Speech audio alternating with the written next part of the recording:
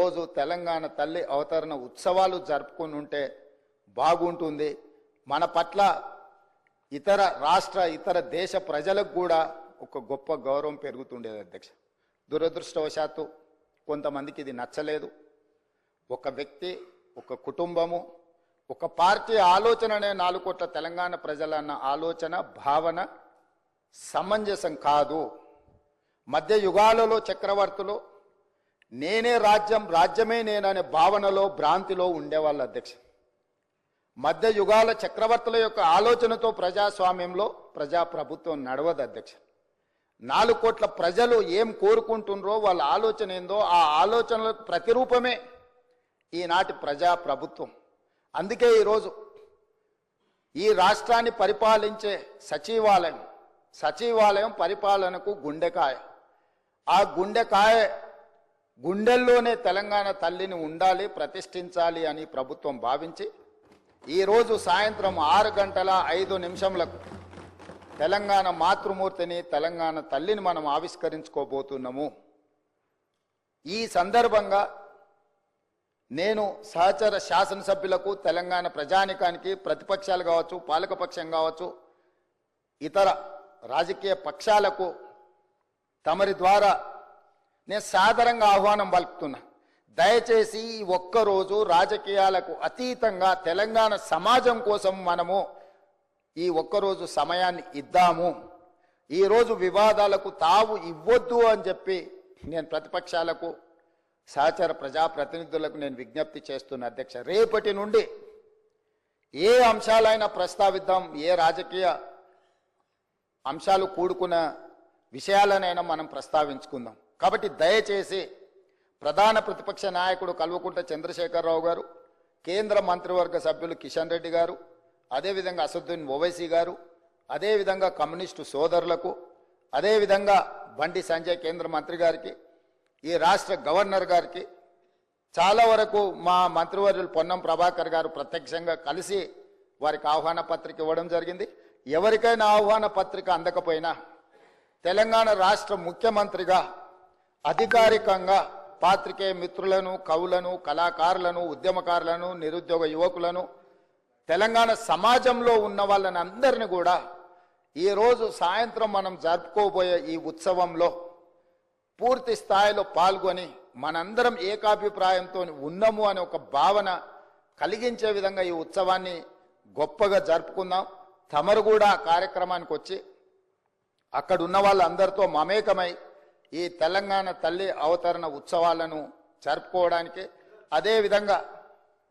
అదేవిధంగా ప్రతి సంవత్సరం డిసెంబర్ 9 తెలంగాణ తల్లి అవతరణ ఉత్సవాలు జరుపుకోవడానికి తమరు ఆమోదించి ఈ ప్రభుత్వానికి ఆదేశాలు జారీ చేయండి.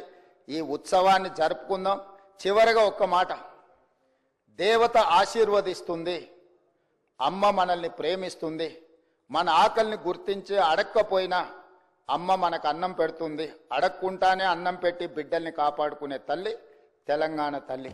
ఆ తెలంగాణ తల్లి ఈరోజు అంతరం లేదు అధ్యక్ష, ఎందుకంటే స్టేట్మెంట్ పైన గుడిలో ఉంటుంది తల్లి, మన ఇంట్లో ఉంటుంది తల్లి ఒళ్ళో మనం పెరుగుతాము. కాబట్టి మనం తల్లి ప్రతిరూపమే పెట్టుకోవాలని చెప్పి వాళ్ళందరూ సూచన చేసి ఈరోజు ప్రతి ఇంట్లో కన్న తల్లిని చూసే విధంగా ఈరోజు తెలంగాణ తల్లిని చూసిన తెలంగాణ సమాజంలో ఎవరైనా, అది తమరు కావచ్చు అధ్యక్ష, నేను కావచ్చు, లేదా మా శాసనసభ్యులు ఎవరైనా, ఈరోజు సభలో ఉన్న ఏ సభ్యుడికైనా తెలంగాణ తల్లిని చూస్తే సొంత మాతృమూర్తిని చూసిన ఒక గొప్ప అనుభూతితో తెలంగాణ సంస్కృతి, సాంప్రదాయాలు, అస్తిత్వం, బహుజనుల తెలంగాణ తల్లిని ఈరోజు మనం ప్రతిష్ఠించుకుంటున్నాం అధ్యక్ష.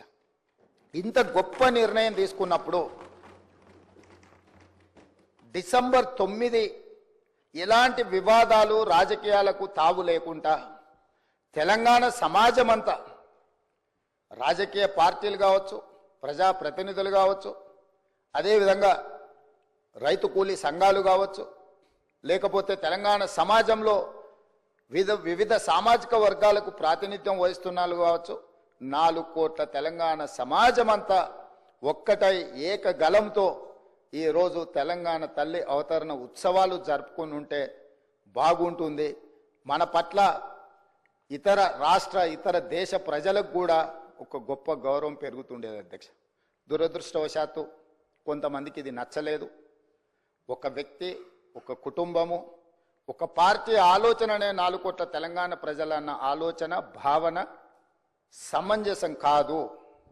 మధ్య యుగాలలో చక్రవర్తులు నేనే రాజ్యం, రాజ్యమే నేననే భావనలో భ్రాంతిలో ఉండేవాళ్ళు అధ్యక్ష.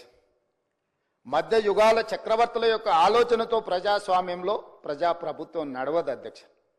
4 కోట్ల ప్రజలు ఏం కోరుకుంటున్నారో వాళ్ళ ఆలోచన ఏందో ఆ ఆలోచనలకు ప్రతిరూపమే ఈనాటి ప్రజాప్రభుత్వం.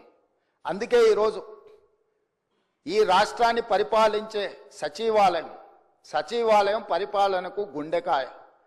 ఆ గుండెల్లోనే తెలంగాణ తల్లిని ఉండాలి, ప్రతిష్ఠించాలి అని ప్రభుత్వం భావించి ఈరోజు సాయంత్రం 6:05 తెలంగాణ మాతృమూర్తిని, తెలంగాణ తల్లిని మనం ఆవిష్కరించుకోబోతున్నాము.